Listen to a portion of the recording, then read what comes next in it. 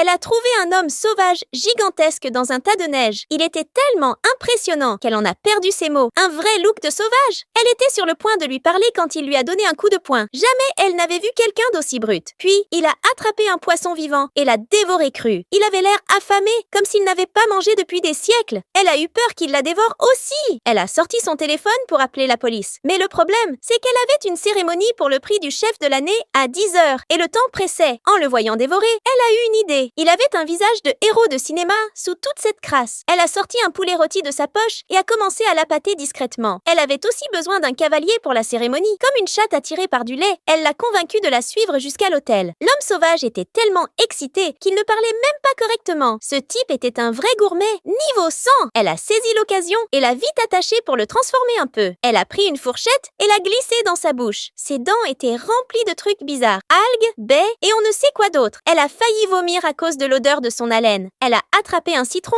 en a pressé le jus sur ses dents et les a frottés avec un mouchoir. Résultat, des dents plus blanches que son propre visage. Ensuite, elle a pris un rasoir pour redessiner ses sourcils et a ajouté un peu de crème fouettée pour les coiffer. Son visage commençait à être présentable. Puis, elle a mis du maquillage sur sa figure sale, comme un soin de spa. Il avait l'air un peu pâle, mais étonnamment pas mal. Soudain, elle a senti un mouvement dans sa barbe. En fouillant avec une fourchette, elle a trouvé des coquillages, des pierres et même son vieil ami Vicky coincé dedans. Elle a tout retiré et a soupiré de soulagement. Mais le travail n'était pas fini. Elle a versé de l'huile d'olive sur sa tête et sa barbe, qui ressemblait à une brosse. Avec ses petites mains, elle lui a fait une coiffure digne d'une pub de parfum. Il puait encore, alors elle l'a aspergé d'un désodorisant. Maintenant, il était carrément canon. Sa carrure était si impressionnante qu'elle a failli craquer. Mais lui, il ne pensait qu'à manger. Il ne l'a même pas regardé correctement. À la cérémonie, elle l'a emmené. Mais il est de rester muet sur scène. Il ne savait pas parler. Puis, un goéland est passé en volant et il s'est jeté dessus. Les journalistes étaient sous le choc. Les cris du goéland et les plumes qui volaient ont transformé l'ambiance du gala. Il était redevenu sauvage, attrapant l'oiseau avec ses dents